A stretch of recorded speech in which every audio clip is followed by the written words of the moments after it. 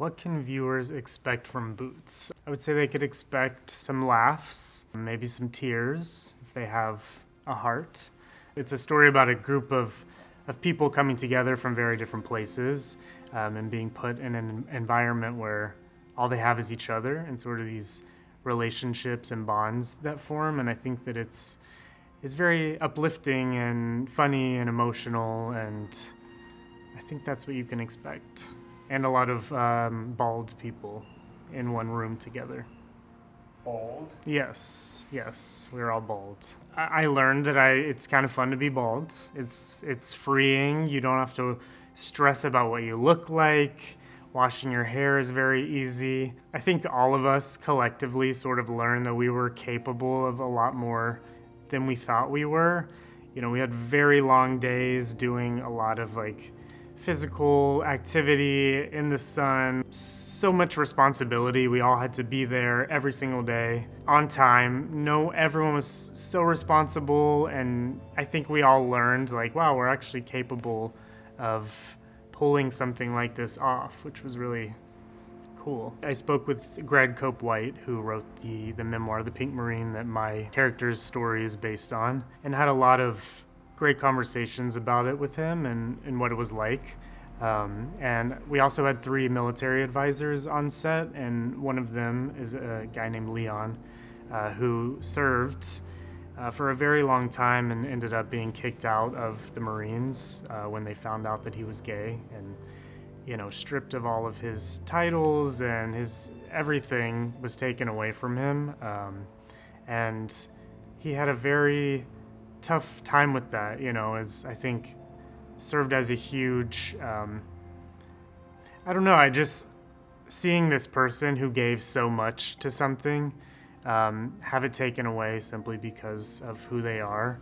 It's very heartbreaking and bizarre, and you meet this person is a completely normal person like anyone else, but this one little thing about him had his entire career ripped away. And yeah, it's very tough. Around the time I was 18 or 19, when I started to come out to people around me, friends that I had known for such a long time leading up to that, and I think it's something that they were aware of, but to have that freedom to say it, and to hear them say to my face, we accept you and we love you, it's really changes the world for you when there's so much time spent growing up terrified of what that's going to mean to people, and this fear that you're going to be treated differently.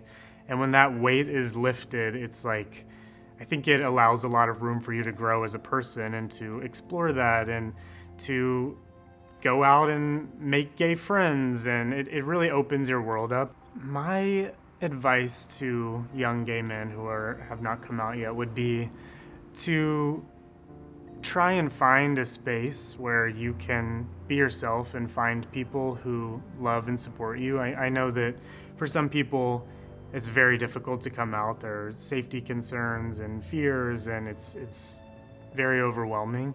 But I think that trying to find a place with people that are like you or that accept you will truly open your world in a way you can't imagine. It's to feel that unconditional love and community, especially when you are in a world where you feel very oppressed, is it really changes your life and allows you to view things very differently. And that would be my biggest advice, is even if you're not ready to come out to the world, or your family or people that might not be comfortable with it, I think finding those people you can will really change your life. My male idols, that's a very hard question to answer, because my reality was, growing up, all of my idols were women.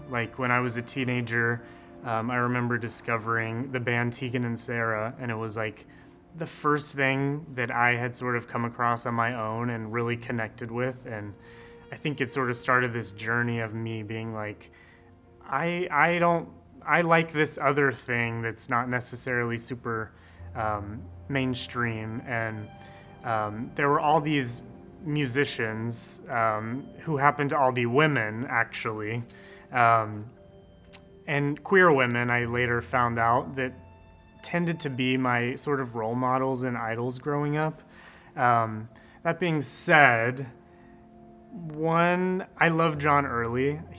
I think he's like the funniest, smartest, most interesting person, and he would be one, I suppose. But my true answer is that most of them are women.